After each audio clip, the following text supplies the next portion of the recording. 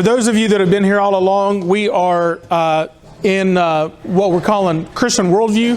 Some people call it biblical worldview. I prefer Christian worldview, and because it's Christ-centered, and our worldview as Christians should be Christ-centered. That should be how we think. It should be how we move, how we act. And it's not always, but that's what a worldview is. It's what we believe and what we do. I was watching a comedian recently. I like to watch stand-up comedy, and he was talking to a bunch of psychologists, which was funny. And one of the things that he said, which I really appreciated, was he said, "Let me see your phone, and I can tell you who you are." Anybody disagree with that? Let me see your phone, and I can tell you who you are. Because a worldview is just words, right? Words about what we believe. But it's not just words about what we believe, it's how we live, right? And how we live tells God, tells others, tells ourselves, if we look in the mirror, who we actually are. Not who we say we are, but who we actually are. And so I liked that comment from that comedian. Okay, so we're in session 19 of Christian Worldview. By my account, we only have 3 more left to go. And this one is called Government. Government. What is the basis of authority? After this, all we have left is economics, history, technology, and a follow-up. So, talking about government. And the question this morning that we're asking is, what is the basis of authority? Now, here's how we're going to do it today. We always do it a little differently. I'm going to speak for the first half, and for the second half, I'm going to break you up into groups, okay? I'm thinking we're going to have 2 to 3 groups today. 2 to 3 groups. So, let's start with a definition of government. I can think of 3 definitions of government, or these are at least 3 definitions that people might have. Definition number 1, the decision-making body of a nation, a state, or a community. Example, 3 branches of government in America. There are as many different countries as there are that many different governments. So the decision-making body of a nation, state, or even a community. Second definition, the art of manipulation of a large group of people. What's the example of that? The act of manipulation of a large group of people. What's a word that you can think of that might be describing? That's funny and also sadly true. Caleb said the educational system. Good.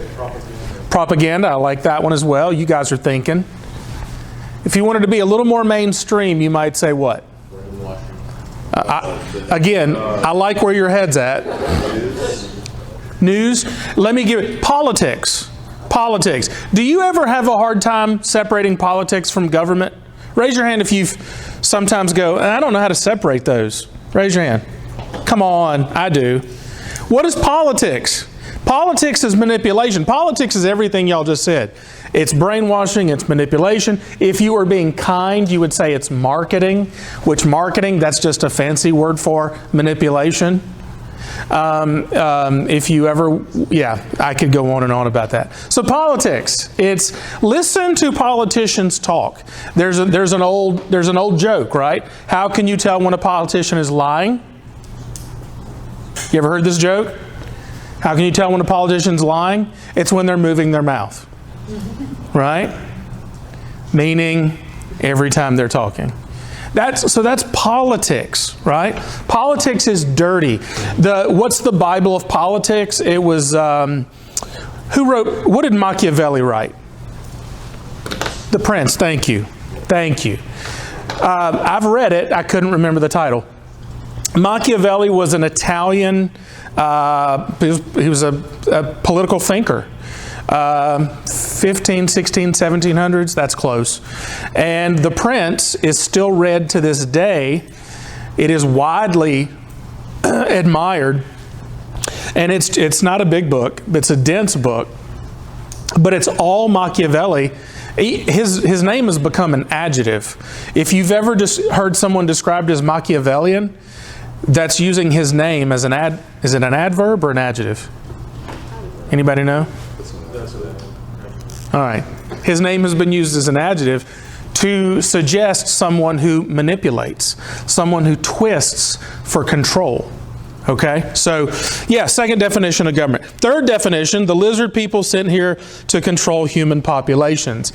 That one is tongue-in-cheek. Why would I put that on there as a third definition? Why do you think?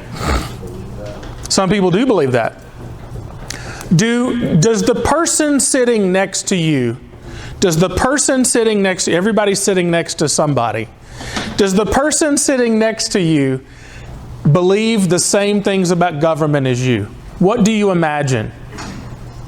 What do you imagine? Raise your hand if you imagine it's exactly the same. Good. No hands went up. That's the right answer. You can be married and not hold the exact same views on politics. And Sister Meow's nodding. You can be married and not hold the same views on politics and government. It happens. These are complex, complicated things. The question today, though, is what is the basis of authority? What do you think the basis of government authority is? Who gives government its authority? People. That's one answer. God does. That's another answer.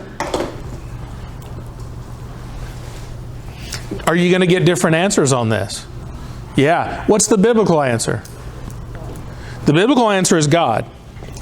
Let's read Romans 13:1. Somebody read that for us. Everyone must submit to the governing authorities, for there is no authority except from God, and those who exist are instituted by God. Who instituted authorities? God. Paul says in Romans, this is not just one verse in the Bible, by the way, this is a lot of verses. We even get the conception of kingship, not just modern day government, but ancient government. All government. By the way, when does government first appear in the Bible? This is a good thing to think about. I think there's a solid answer, so if you say something different, I'm lovingly going to disagree with you. When do we get the first appearances of government? Don't say Adam and Eve, that's the first family. Anybody? Take a guess.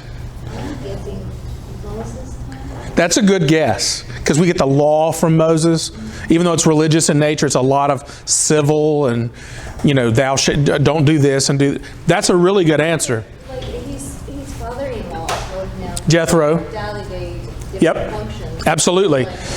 But by the time of Moses, we already had nations, right? We had Egypt and Babylonia and yeah. So let's go further back. Moses is a good guess. Let's go further back.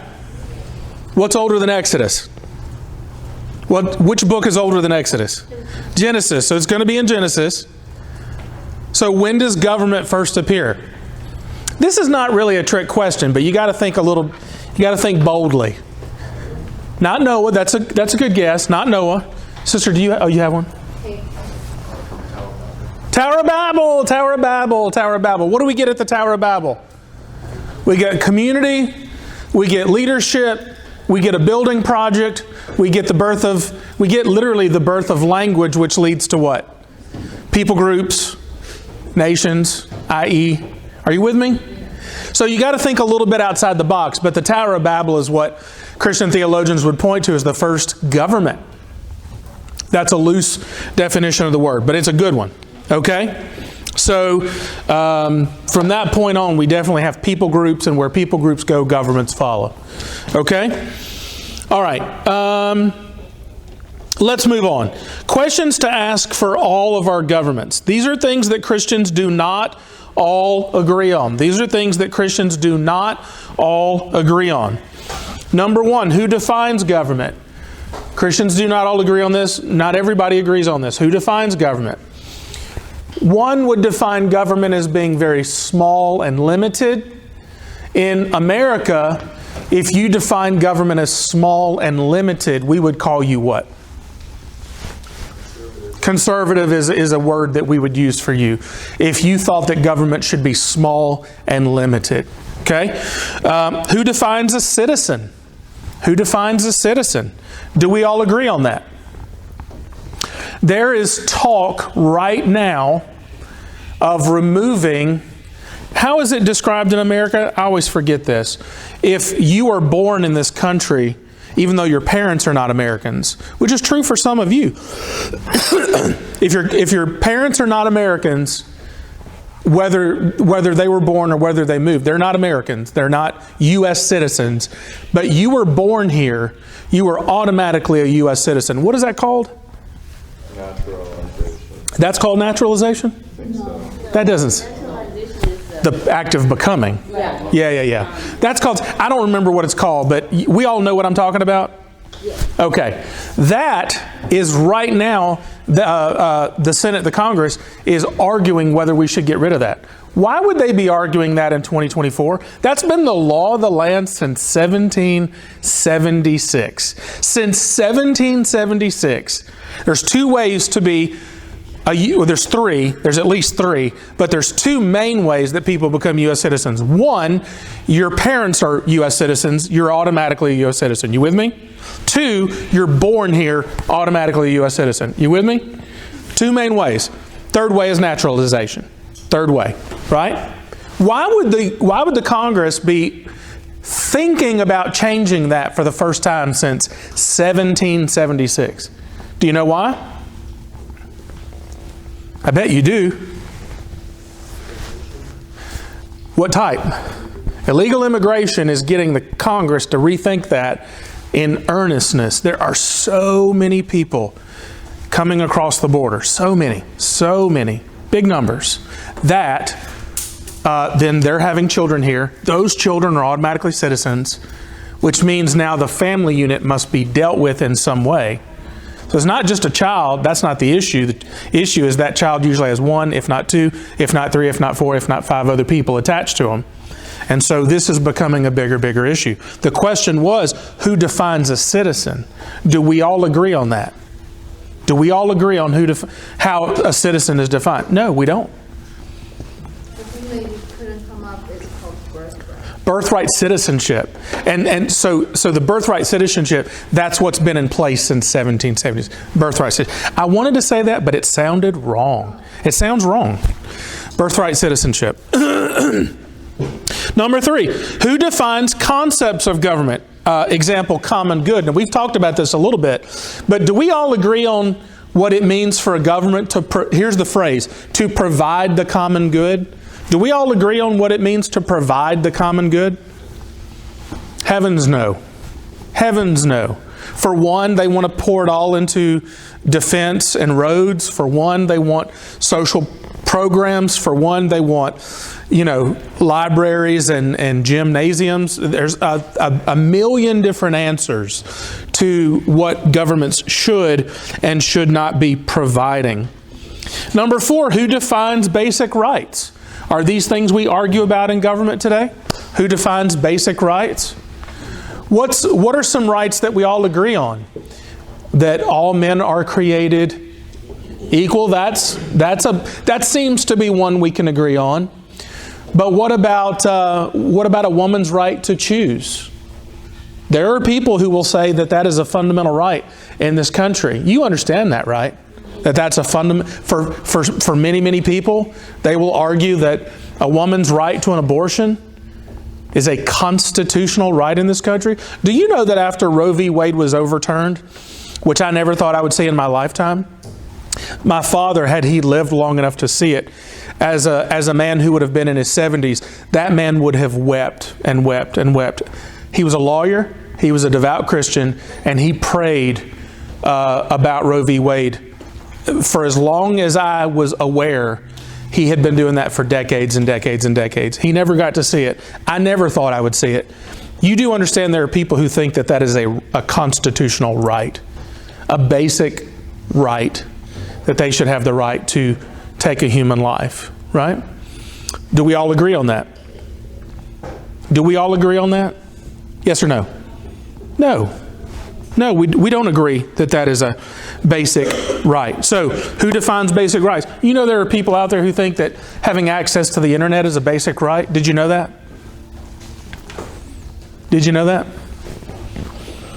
Do you think having access to the internet is a basic right? No. No, nor do I, sister. Number 5, who defines justice? Who defines justice? Is this a hot button issue today? Yeah, of course it is, right? Now, if you got 50 people, in, let's say 100. If you got 100 people in a room, how many different views on justice are you going to get?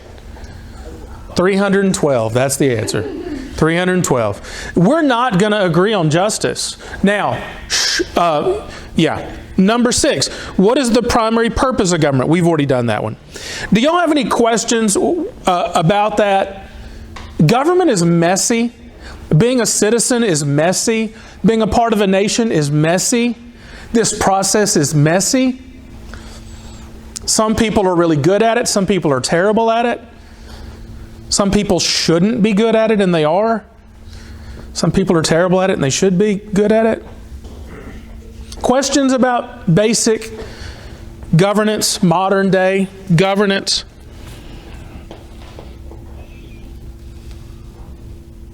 Well, talk about basic rights, but what about the demonstration in all the universities? I guess, is it basic right for citizens to demonstrate? So I'm going to answer that with a little bit of detail because it's a really good question.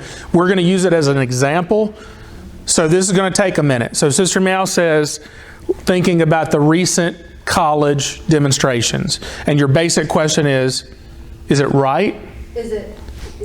Everybody has right to demonstrate? Do they have the right to demonstrate? That's the right question. The answer to that is a simple yes. The more difficult question is, are they doing it the right way? And I would say no. So, and let me say this, I'll do this briefly, and then we'll move on. That's a great question to consider. When you're taking in information, let's just use that. If you're taking in information, raise your hand if you're familiar with what Sister Meow is talking about. These recent college demonstrations over Palestine and Israel. Raise your hand if you think you are somewhat aware of what's going on. I'm curious. Okay, enough to talk about it. And so here's what I would say. You need to be we're just going to follow this question through in a few different ways. You need to be asking yourself some fundamental questions. What is my worldview? What is my Christian worldview tell me about these demonstrations? That's one thing you should be asking. Number 2, what does my views, therefore, of government tell me about these demonstrations?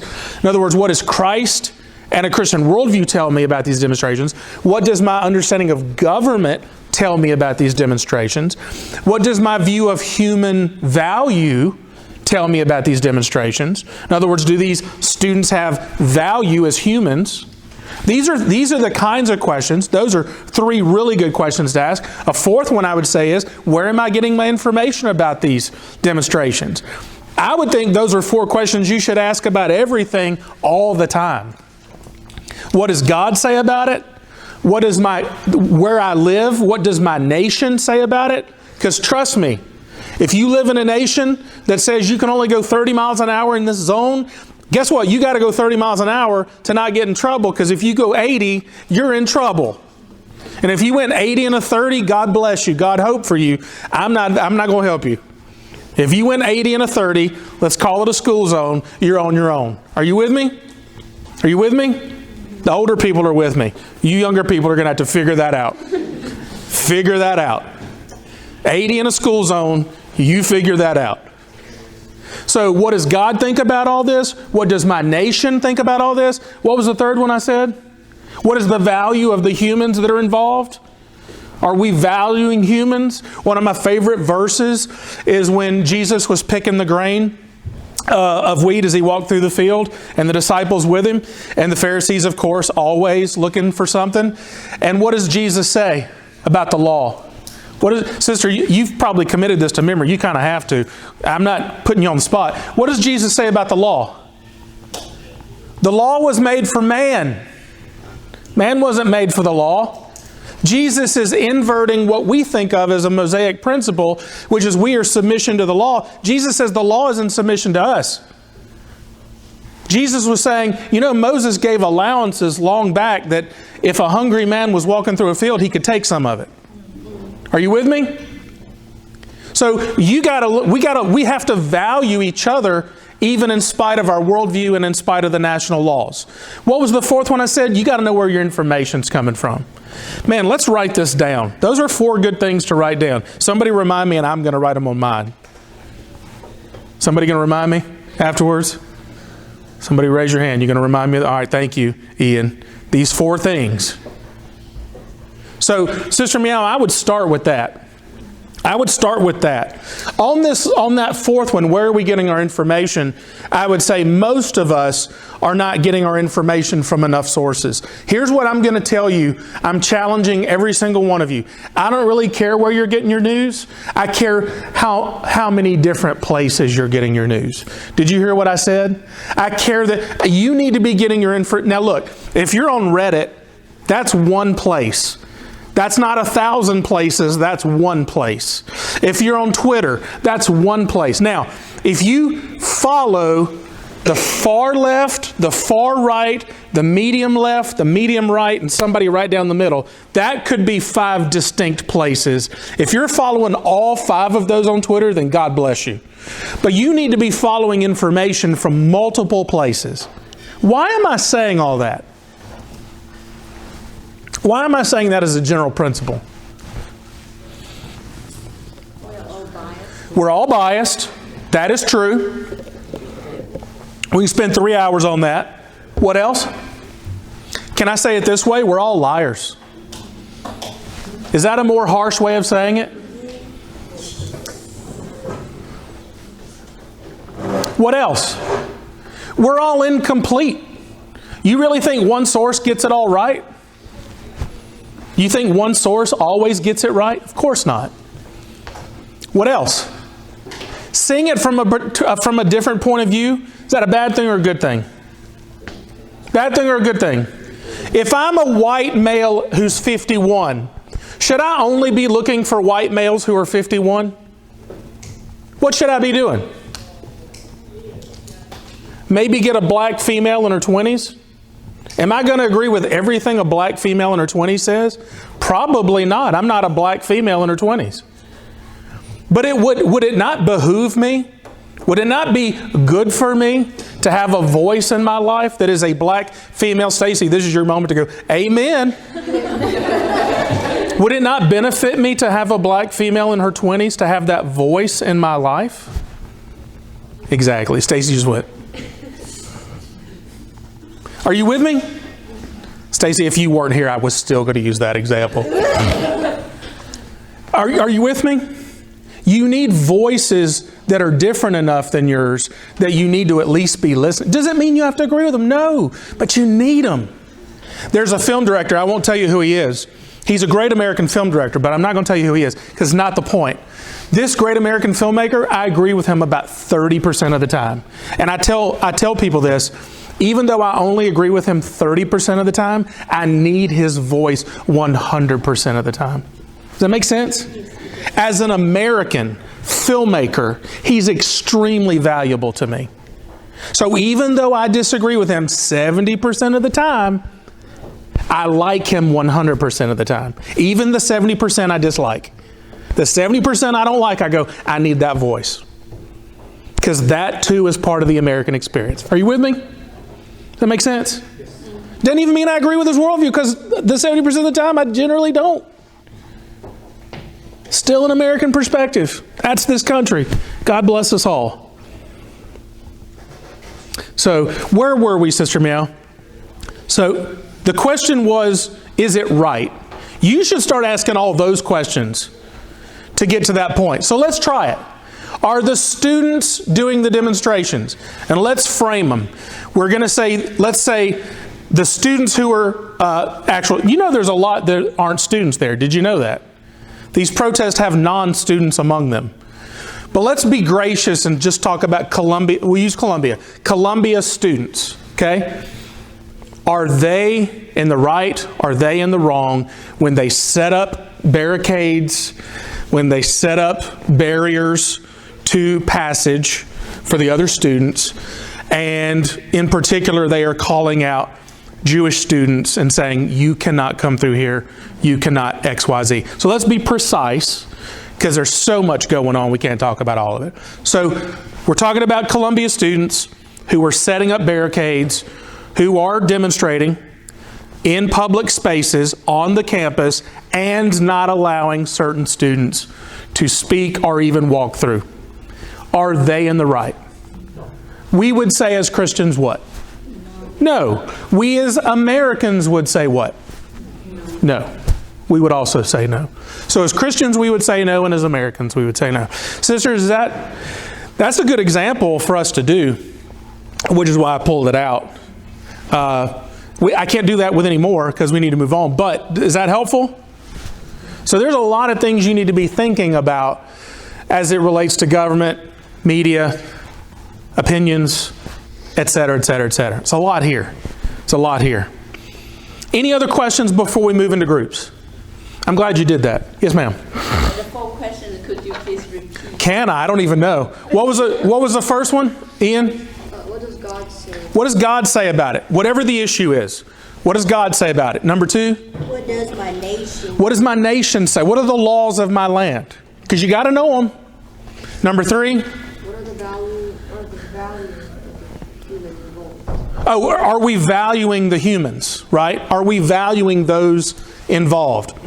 So let's go back to this Columbia. How do we value these Columbia students who are disobeying the law?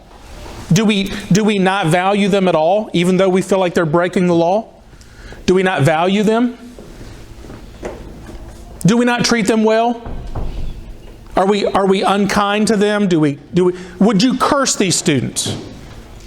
Would you punch them in the face? Why would you not punch them in the face and curse them? Why would you not do that? Because our Christian worldview says we value them as individuals, correct?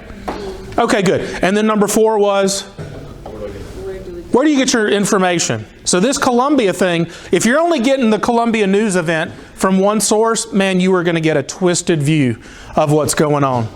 You need to get some individual cameras going around. How many of you are looking at individual film of things like this? How many of you? Raise your hand. You need to be doing that.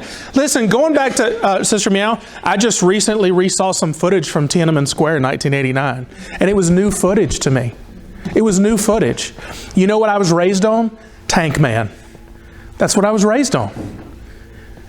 When I was a teenager, I guess I was a junior in high school, right? Tiananmen Square. I'm a little younger than those students. I'm 16, 17. Tank Man was my number 1 image from Tiananmen Square. Recently, I saw handheld video. 30 years old. Recently. That gave me a whole new perspective on Tiananmen Square. Are y'all with me? So you need to be getting your knowledge, your information from so many places.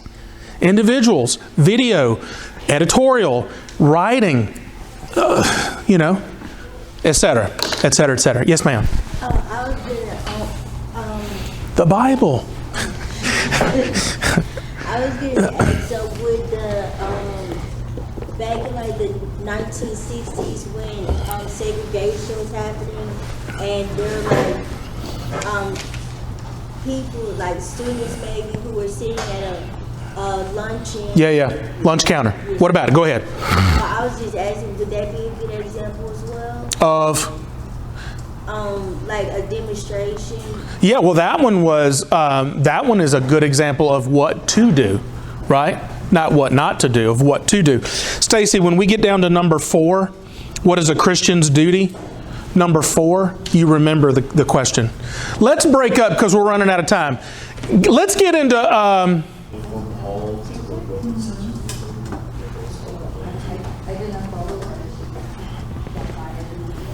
Hey guys, let's wrap it up with a conversation. Those of you who have your backs, maybe just turn around in your chairs where you are. Let's have a brief discussion. Do you understand? So we started with what is government, what is the basis of authority. We talked about some definitions, we talked about some Bible verses. Then we said, here's all the things Christians don't agree on. I would rather start with a negative today because I want to end on a positive.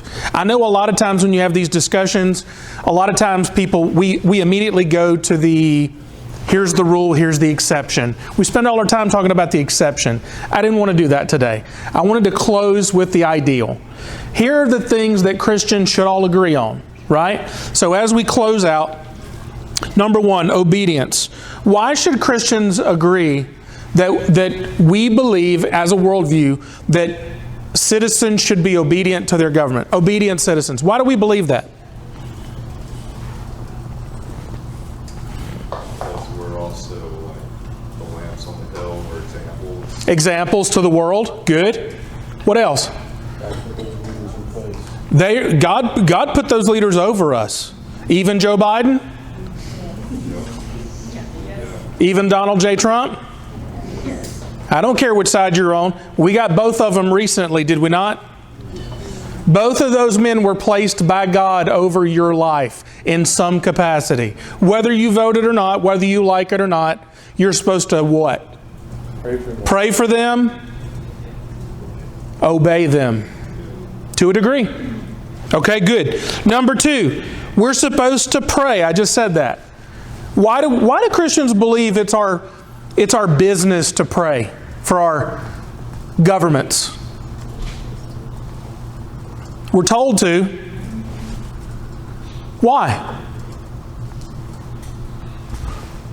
Because they're put in power, they face maybe greater temptation. Good. Their level of ability to fall is greater.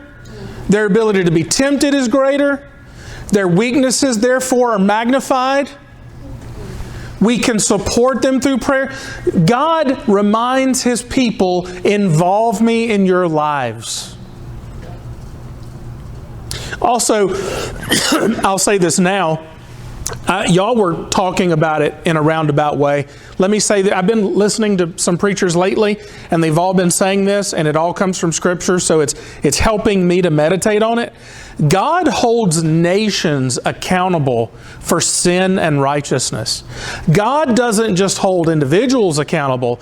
God holds nations accountable for their righteousness or their great evil. I knew that in the back of my mind, but I'm Baptist through and through, which means I don't like big institutions. You need to know that about me. I think about our conversation recently. That's so funny. I'm sort of with you, Annie. I don't like big institutions. The bigger it is, the more I distrust it. And a nation's about as big as it gets. But I am reminded in the Bible that God says that these nations are accountable to Him. And we are a part of those nations. So we need to what? Pray all the time. Because, am I thankful for Roe v. Wade being overturned? Yes or no? Yes! Am I thankful for all the laws since then that have been passed? No! So I need to pray.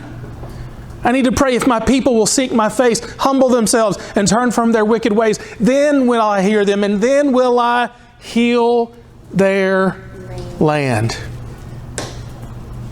So we have to pray. What else? Number three, proper appeal. What does that mean? Why are Christians supposed to do proper appeal? What does that mean, by the way? What is proper appeal? Not storming Columbia, but what? Use the system in its proper way. Could Christians have done the Columbia protest better? Could we have done it better? Yes. Yeah. We would have been orderly. We wouldn't have made fun of Jews. We would have let them walk through. Right? We wouldn't have set up barricades to entry. Y'all should really watch some of the handheld footage of this. Y'all really should. There's a black guy, and I don't know his political persuasion. I just know he had a kid with him. So it's a black guy with a kid, and he's filming them, filming him, filming all of it, which is fantastic. But you don't see him. And he's got a definite, his voice sounds ethnically black, and you hear him, and he's talking about the group, and it's two white kids, and they're just like, you don't belong here, you don't deserve to be here, and he's just filming them. Y'all should watch some of this stuff. And he's like, oh, so I don't belong here. I'm a student of this university. Where are you from? They won't answer him. Then finally he turns the camera on himself. He's like, are y'all seeing this? That's great. We need that footage. And then finally, the two white guys just walk off because they know he's just like got it all. This is great. Proper appeal. We can do it the right way. We can protest the right way. And we should be able to identify the right way and the wrong way. What's number 4? What else can Christians do? Civil disobedience. Does that not sound like a paradox? Civil disobedience? Is it a paradox?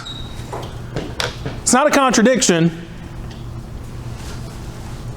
Stacy, you want to talk about this? Yes, sir. So with civil disobedience, yes, it is important that we fight for what's right. But at the same time, like with Dr. King, for example, he used nonviolence. Nonviolent resistance. Yes, sir. Yeah. Where do we see civil disobedience in the Bible? Did y'all talk about Bible examples? Okay, the 12 disciples. Daniel. Shadrach, Meshach, and Abednego. One of these days I'm going to learn their Hebrew names. Yeah. Good. Civil disobedience. How about Moses and the Israelites? Right? That was a form of civil disobedience. Did the Pharaoh want them to leave? Yes or no? Did they leave? Were they subject to him because he was over them? Yes. Who was greater than Pharaoh? God. Is that civil disobedience? There you go. Civil disobedience is all through the Bible. That's what the disciples say after the resurrection, right? It is better for us to obey God rather than you. Yep. Good. And then number 5, political involvement. How are Christians to be involved politically? Are we to be involved politically? Yes. Yes. To what degree? Vote. Okay. What else? Run for office. Run for office. Good. Again, my heritage gets in my way. I am small church, independent Baptist. At my core, I hate government. I hate large organizations. I hate all of it. I don't want to be a part of it at all. I don't even like me. Why would I want to spend time with you? That's my heritage. But here, I have to bow the knee to Christ and say what? I need to what? Sometimes I need to put a flag in my yard. Sometimes I need to put a thing in my... I've never done it. I'm 51 years old. My wife's smiling. I've never supported a candidate. Ever. Sometimes we need to do that. Yes? Does the world need to know who we're voting for sometimes? Does the world need to know who we're voting for sometimes? Yeah. This is messy stuff, y'all. Government is messy. Okay, final comments from anybody. Final comments from anybody. Are these 5 the things we really generally should agree on? These are biblical standards, yes? Okay, Sister. We look at the prayers, and the Bible says supplication, prayers, and intercession. Amen. So what are the differences? That's a great question. I would want to do a little study on that. I could guess what all of those are. Does anybody know the difference between supplication? What were the 3 you said? Supplication? Supplications, prayers, and intercession. So intercession is when you pray for another. Right? So intercession is literally if I pray for you. I'm praying for you. Right? I'm interceding for you. So I spend all the time praying, but all of the prayer, half an hour. I spend half an hour in prayer. All of it is for you. So I'm praying to God for you. That's intercessory prayer. Supplication, I don't exactly know. What's the definition? Earnestly, like begging. Yeah, on your knees. That's all I was going to say, but I didn't think it was going to be the right answer. I would have accidentally said the right thing. So supplication is an attitude. Supplication is an attitude. It's an attitude of humility. And the other one was what, sister? Prayer. Yeah, prayer. Yeah. So supplication and attitude, intercession for another. Good. Man, there's a lot of old-fashioned, old-timey words we use, right? Someone else. Last minute. Yes, sir. I saw something like the police, arrest several students in those Right. protests, and they find that almost 50% are not the Yeah. Not students. Yeah. So I think that some people just try to create this kind of That's right. That's right. to have a riot. That's right. Make the country to be divided. That's right. So that's why we should be careful. That's right. I agree. Listen, I agree 1,000% with everything you just said. That third definition of government, the lizard people sent here to control human populations, that's it. That's a joke, but there's truth behind that joke. Here's the truth behind that joke. You need to have a healthy distrust of the people who are in charge of you. You need to have a healthy distrust of the people. Now, again, is some of that little independent Baptist thinking? Maybe. But it's also the wisdom of God to say you should mistrust power. You should. You should pray for them. You should submit to authority. It's okay to mistrust some of it. Because there's so much deception and lying going on in the world. And when y'all do know that we're getting to the point. Y'all do know that we're getting to the point where you're not going to be able to believe anything that's recorded. You know we're getting there, right?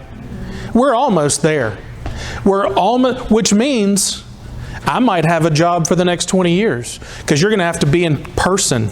You're going to actually have to be in person with people. Man, that might be a good thing, right? Where you actually have to have people in the same space. You can see, we're going to get more COVID, but be able to put your hands on people, see them, body language. So, anybody else? Final comments or questions? Okay, let's wrap up. Did y'all enjoy government? Go be politicians, every one of you. Ian, get out there, be president. Ian for president. I could get behind Ian for president. Yeah, let's give it up. Ian for president. Madam President, would you close us in a word of prayer?